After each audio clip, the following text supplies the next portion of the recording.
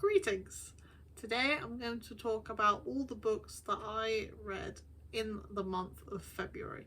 The month of February, although it was a short month and so I was expecting not to read as many books, I read a lot less than I usually would. Partly this is due to binge watching a lot of Grey's Anatomy. I'm sure we've all been there. But I have finished all 19 seasons now, and so I am hoping to get a lot more read in March. But here are the 7 books that I read in February.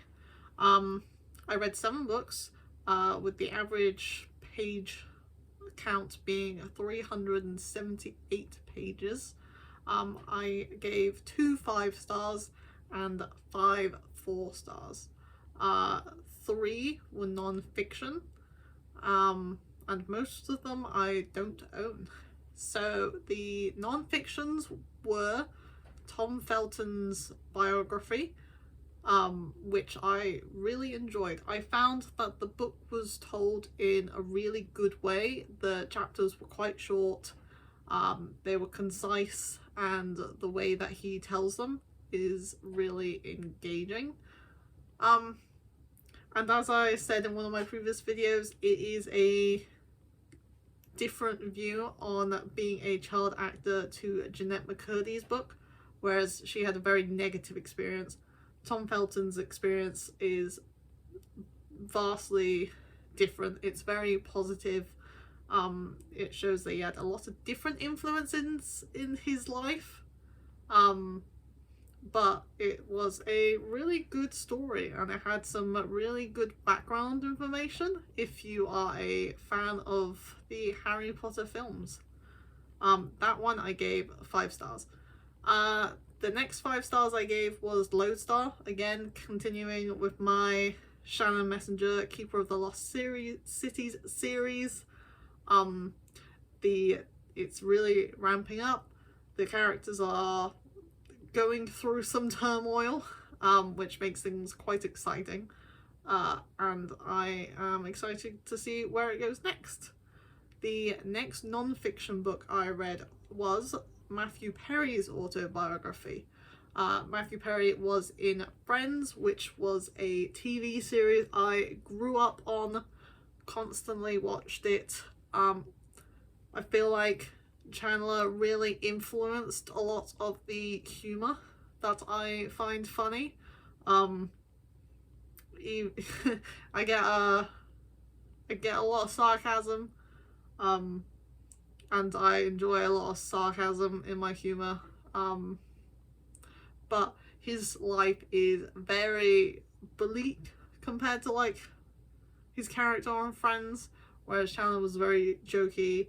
Matthew Perry's life is full of drugs and addiction, and it is a very candid sort of take on addiction and the sort of flaws that he feels he has as a person, and he goes into quite a lot of details about the drugs and the type of issues that they have caused him, whether that be emotional, relationship wise, or the physical toll it has put on his body.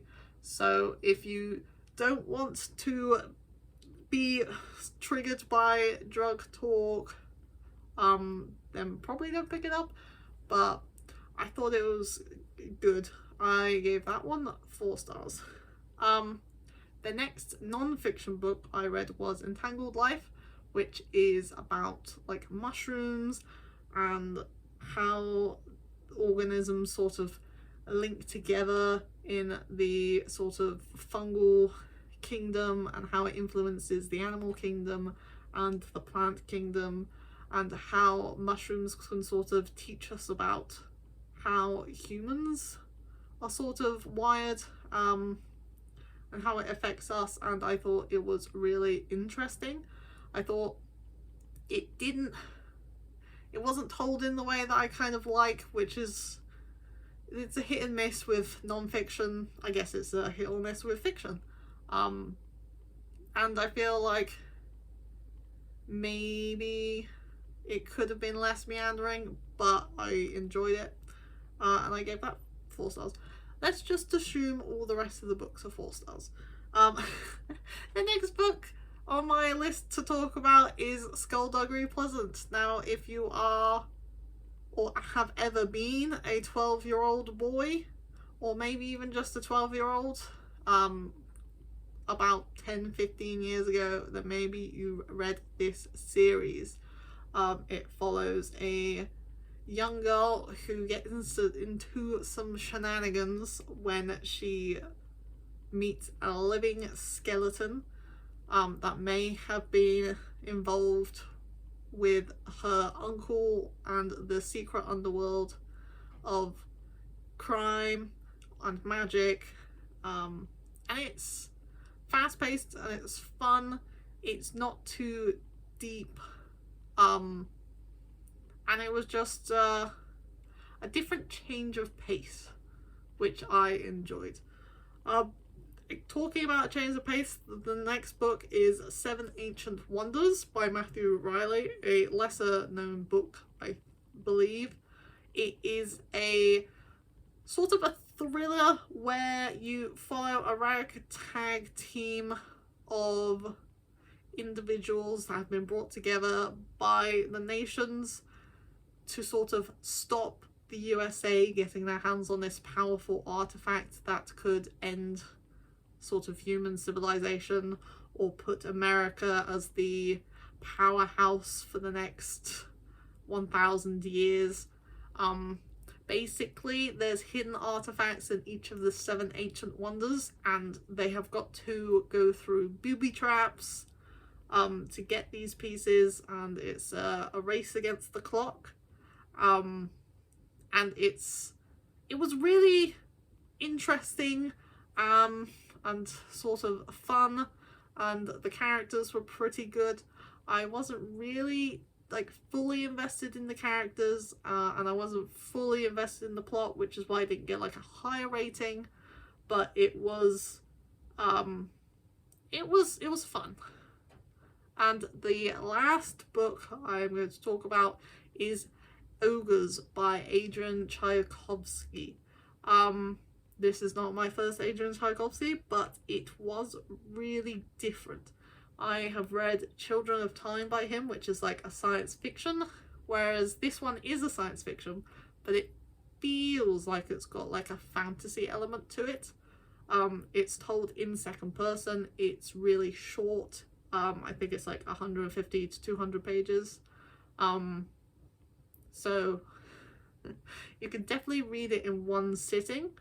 It takes not that long for you to get into the second person narrative, and once you do, it's just sort of following the story of this one guy from his small town life to finding out secrets and betrayals, and there's a mystery sort of at the heart of it, and it was really different, and I would definitely recommend it. Even though it's it didn't wow me, but I think it might wow other people more than it wowed me. But yeah, definitely recommend, because it's short and it's worth the time. And that is all of the 7 books that I read in February. Let me know what books you would recommend. And I'll see you in the next one.